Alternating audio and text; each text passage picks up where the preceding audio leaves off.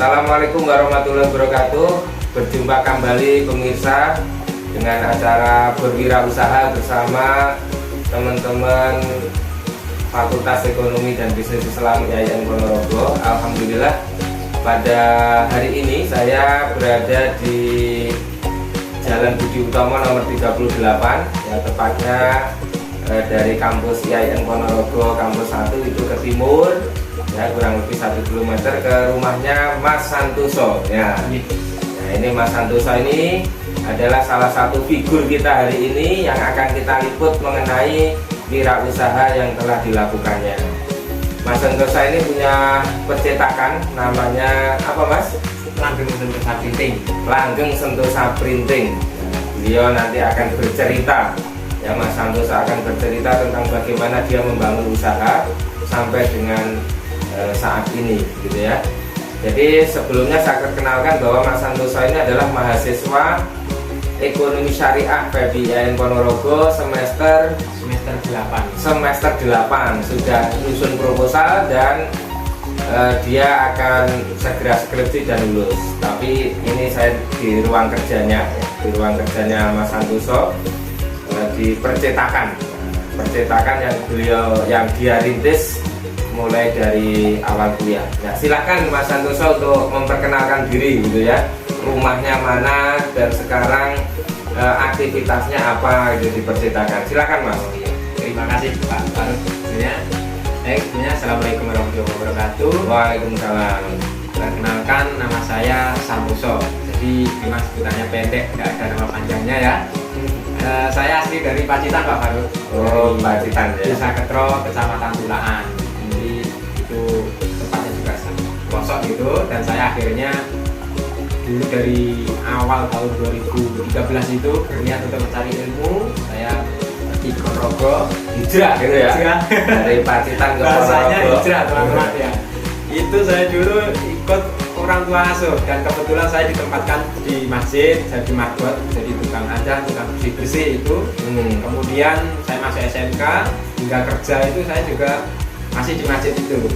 Kemudian saya bekerja itu sekitar 14 bulan Pak.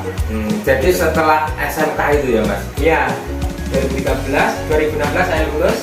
Kemudian kerja sekitar 14 bulan itu saya ya juga merasa capek dan lain sebagainya, ikut orang. Akhirnya saya inisiatif untuk itu Pak, mengembangkan usaha percetakan itu yang saya ikuti. Jadi sudah kuliah atau belum itu Mas? Itu saya merintisnya itu belum. Oh belum ya? Karena sekitar tahun 2018 awal itu saya baru melanjutkan membuka usaha sendiri. Sedangkan pertengahan 2018 itu kita bulan Juli atau Agustus baru masuk kuliah. Cari cuan dulu Pak dulu. Oh ya, berarti cari modal dulu ini teman-teman ya. Cari modal untuk kuliah, akhirnya bisa kuliah. Berarti dulu waktu mau masuk kuliah itu murni dari uang keringat sendiri gitu ya. Wah, luar biasa. Itu saya ikut dari kakak saya juga bekerja keras gitu, akhirnya saya penasaran. Saya mencoba, ternyata memang benar Pak, itu usaha itu tidak bisa langsung sukses. Oh gitu ya. Karena sih Pak, jatuh bangun, akhirnya saya harus berulang kali membenahi kesalahan. Terus setelah itu Mas, setelah 14 bulan itu ya belajar katakanlah ya, bekerja itu akhirnya membuka usaha percetakan ini gitu ya. Iya. Awal mulanya gimana Mas? Apa saja yang disiapkan? Mungkin masih belum punya gambaran itu gimana itu dulu. Awal-awal lah. Itu awalnya menurut saya juga sangat memprihatinkan Pak. Kebetulan dulu itu saya kan modal laptop itu Pak.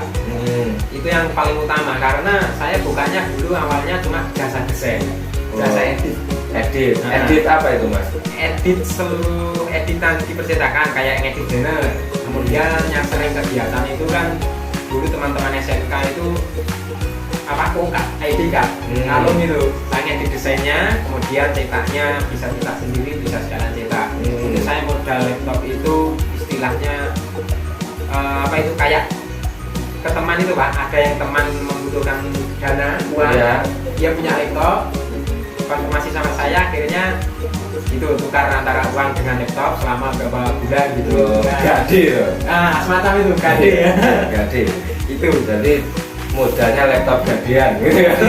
tapi alhamdulillah selama saya bawa itu juga menghasilkan itu uang sedikit banyak, akhirnya saya kumpulkan sampai akhirnya itu saya mampu menyusun PC sendiri. Tapi tidak langsung Pak itu Pak, ya bertahap dari yang tipe biasa hingga sekarang alhamdulillah sudah lumayan lancar dari Ya kan sudah lama ya. Iya. Seperti itu.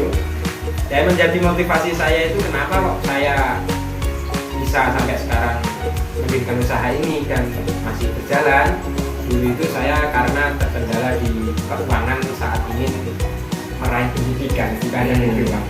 Dan saya bersikeras untuk tetap fokus mencari ilmu sambil kuliah, tapi saya tidak harus tepat waktu setelah lulus SMK.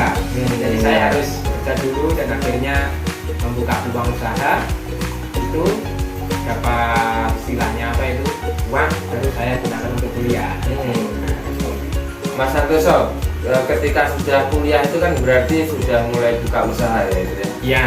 Nah, ketika hari-harian itu hari-hari untuk menghasilkan pendapatan dari percetakan ini, itu yang dilakukan Mas Santoso apa itu? Kan harus menghasilkan toh? Ya, masuk kuliah dulu kan offline ya Pak ya? Ya, offline ya. Dulu itu saya itu Pak, saat kuliah berlangsung, saya mulai PPAK Pak ya.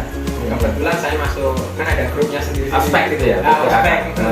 Ada grupnya lah, di situ saya termasuk yang istilahnya gimana ya Pak? Paling mencari informasi terdahulu dari yang lain. Saya kan punya modal loh, saya bisa desain. Akhirnya bismillah aja lah, saya menawarkan desain. Pertama dari flyer itu teman-teman ada yang upload tapi gambarnya kan agak pecah. Saya benahi, saya edit, saya ganti yang mengupload di grup itu. Akhirnya banyak yang tanya Pak.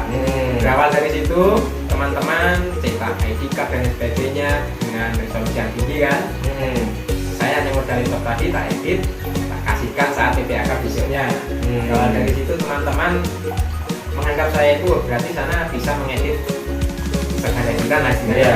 Akhirnya saya bebannya cuma di saat yang lain mempersiapkan PPAK dengan maksimal, kadang saya malah fokus ke editan, ke pekerjaan. Akhirnya saya di PPAK dapat hukuman sering Pak. Iya, karena ngerjakan teman, tugas teman, desain dan macam-macam ya. Tugas saya di barisan PPAK ada yang lupa. Iya. Tapi asik lah pokoknya.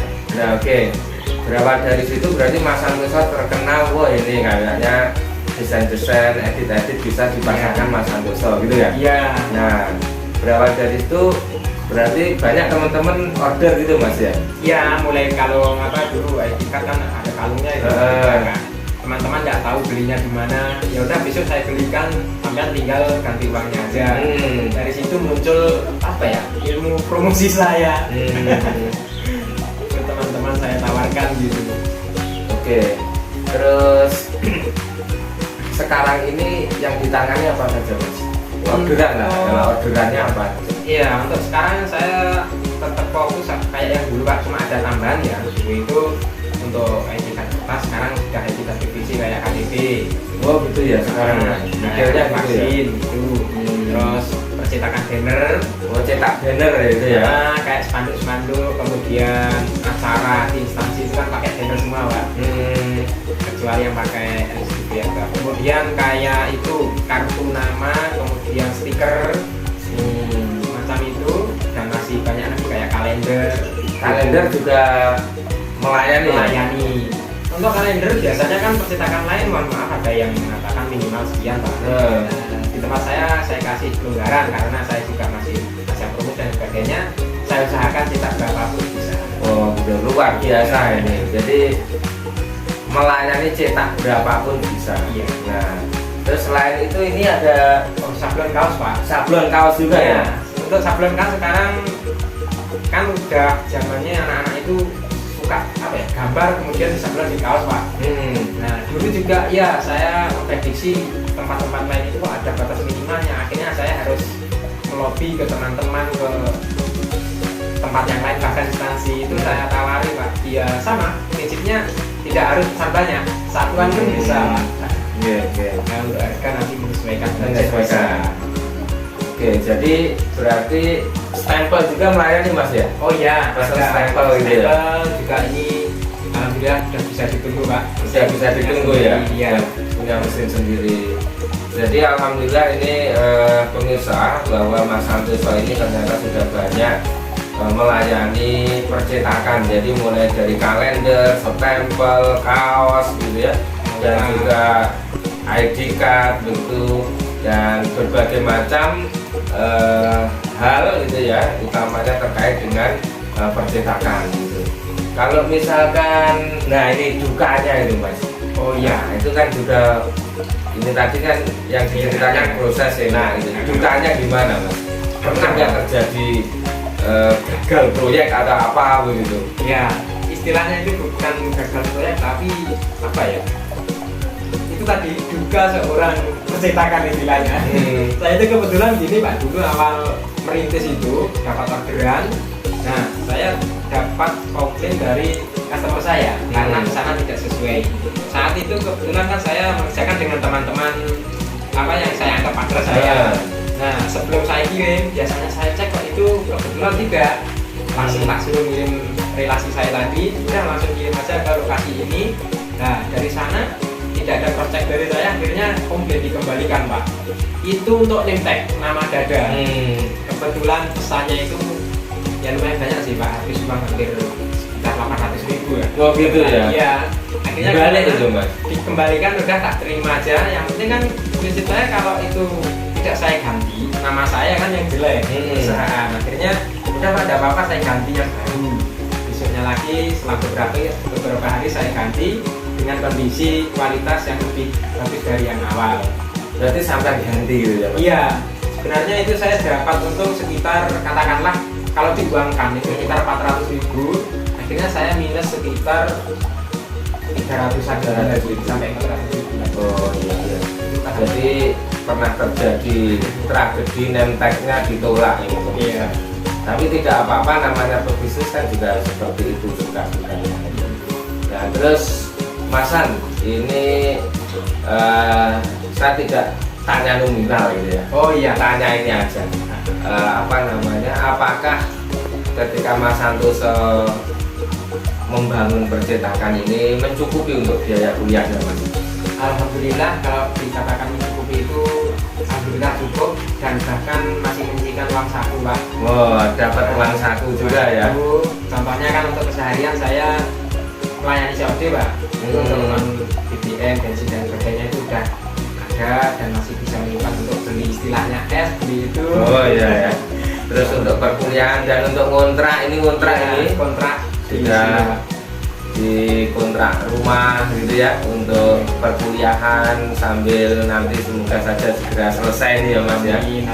Jadi pemirsa, ini adalah salah satu mahasiswa entrepreneur dari Fakultas Ekonomi dan Bisnis Islam YAIN Ponorogo, jurusan Ekonomi Syariah, yang ternyata sejak semester awal Mas Santoso ini sudah membangun usahanya, yaitu membangun apa? Percetakan ya, membangun percetakan mulai dari nol. Biaya kuliahnya dari situ ya, uang sakunya dari situ gitu ya, sampai pokoknya seluruh kehidupannya dia biayai sendiri. Nah, barangkali ini bisa menjadi inspirasi dan semoga saja saya berdoa ini usahanya lancar besar gitu Mas. Jadi ketika lulus sudah tidak kaget gitu ya, nggak perlu nyari-nyari kerja gitu ya, sudah ada ini tinggal membesarkan ilmunya di kampus ya, sudah punya ilmu di kampus, bagaimana cara membesarkan usaha, bagaimana cara menghitung keuangan, nah, itu sudah dikuasai sebelumnya. Mungkin Mas Santoso bisa menceritakan kejadian yang paling berkesan lah gitu ya, atau yang mungkin labanya paling tinggi itu pernah terjadi, itu di apa itu Mas? Untuk laba ya Pak? Iya. Istilahnya apa itu, menurut keuangan percetakan itu ada asiknya Pak.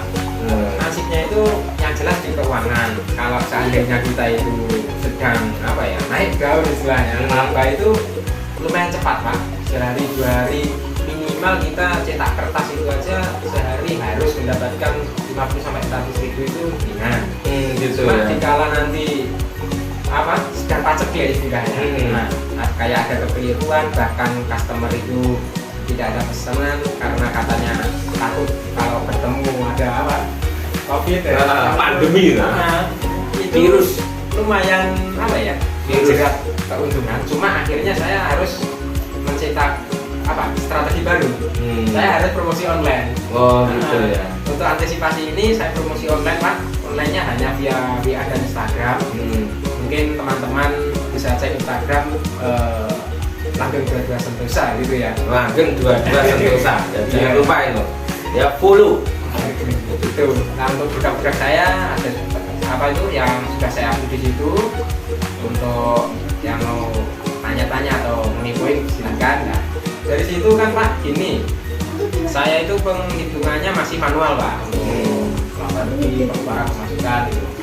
Itu jadi istilahnya single entry ya. Ada double entry itu saya masih kesulitan karena belum akuntansi double entry. Ya single entry nggak apa-apa, yang penting kan bisa ngitung. Pokoknya ada masuk ada keluar. Ya kalau di dikalkulasi 1 bulan itu sekitar 2 sampai 3 juta dapat.